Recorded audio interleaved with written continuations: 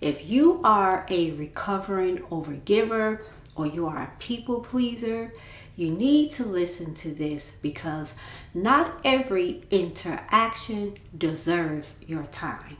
When we learn to filter our interactions with people, we are providing a safety mechanism because every interaction that we invest in, it affects our growth, our mindset, and our emotional well-being. We need to learn to filter our interactions so that we can grow healthy and intentional relationships. Remember, we don't have to cut everybody off all of the time. That is not healthy. However, we do need to learn how to put people in different categories. We are going to evaluate how we feel when we are interacting with certain people.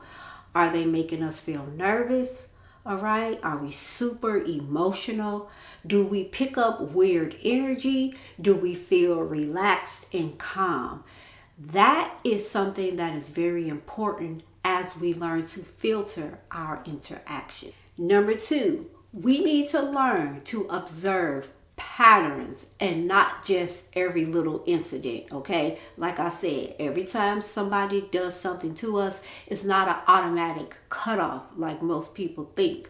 However, you should observe patterns because everybody have a bad day. You have a bad day, I have a bad day, so we can't go cutting everybody off. We need to learn to see if this is a pattern.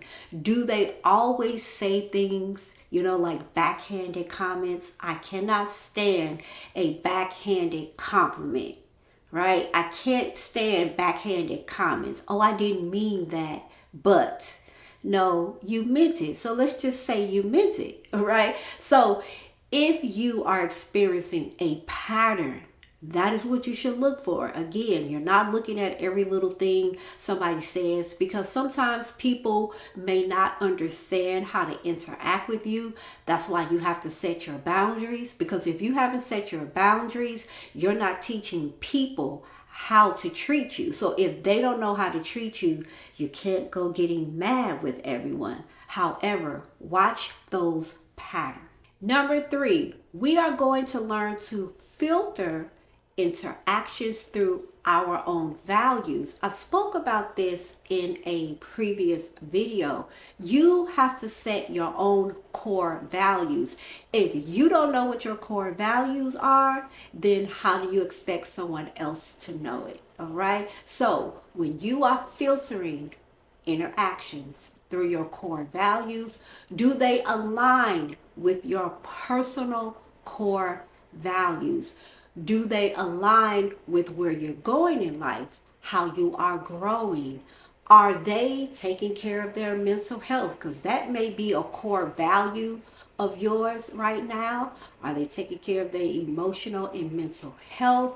Do they backbite and gossip? Is that a core value that you don't want to participate in? Because mental well-being and gossip are two things that I do not want to participate in, especially when it is malicious. Okay, I know we all get involved in spilling the tea from time to time, but just malicious gossip, backbiting, causing strife, that's a core value, and I'm not willing to compromise with anyone. So filter your interactions through your core values.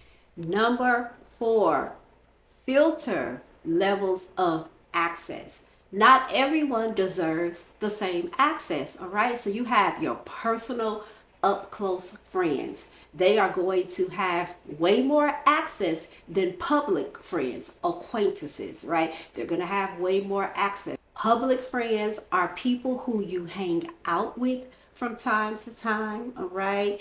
You go to the movies, you may go to dinner, but they are not really invited all the time in your home and in your space. They are met publicly, at church meetings, things of that nature. Now, your private people, they are your trusted inner circle, okay? You can share some very intimate moments with them. You can tell them very personal things and you know for a fact that it won't get out.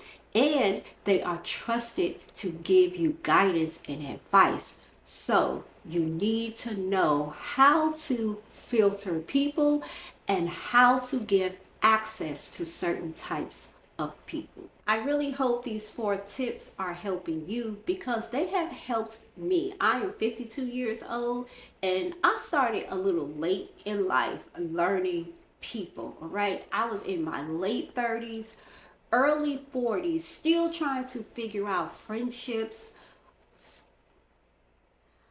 I was in my late 30s, early 40s, still trying to figure out friendships. And so I realized that I had to learn to put people into categories. And then when I'm making new friends or acquaintances, I have to filter the interactions. I have to watch for patterns, watch how they talk.